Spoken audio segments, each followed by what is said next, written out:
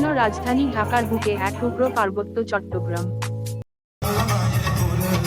চট্টগ্রাম বিভাগের আদিবাসীদের মিলনমেলায় মুখরিত হয়েছে রাজধানীর বেইলি রোডের পার্বত্য চট্টগ্রাম কমপ্লেক্সের মাঠ প্রাঙ্গণ। দেখলে বোঝা যায় না যে এটা বান্দরবন কিংবা রাঙ্গামাটি অথবা খাগড়াছড়ি ছাড়া অন্য কোন জেলা। আদিবাসীদের মিলনমেলায় বাঙালিরা মিলে মিশে মেলার আমেজকে আরো সুন্দর করে তুলেছে।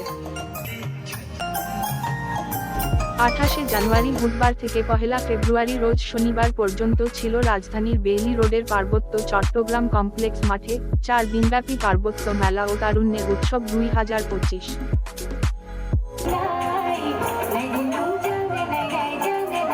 সকাল 9টা থেকে রাত 10টা পর্যন্ত মেলায় আগত অতিথিদের সমাগম ছিল উৎসবপূর্ণ।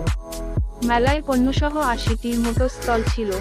আপ্যায়নে পাহাড়ি খাবার মেনুতে বৈচিত্র্যতা ছিল বেশ। পার্বত্য চট্টগ্রামের অধিবাসীদের জন্য বাম্বু চিকেন একটি জনপ্রিয় খাবার। এটি মূলত টুকরো করা মুরগির মাংস বাঁশের মধ্যে হলুদ, কাঁচামরিচ, আদা, রসুন, ধনেপাতা, লবণ এবং অন্যান্য মশলার মিশ্রণ দিয়ে তৈরি করা হয়।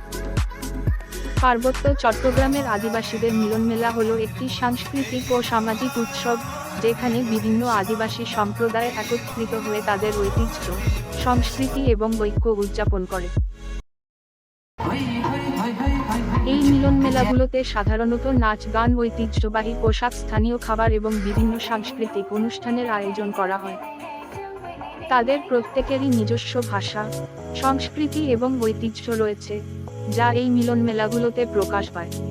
এই মিলন মেলাগুলো শুধুমাত্র সাংস্কৃতিক প্রদর্শনীর স্থান নয়, বরং এটি আদিবাসী সম্প্রদায়গুলোর মধ্যে সম্প্রীতি বজায় রাখা এবং তাদের অধিকার ও স্বার্থ রক্ষার জন্য একটি গুরুত্বপূর্ণ প্ল্যাটফর্ম বটে।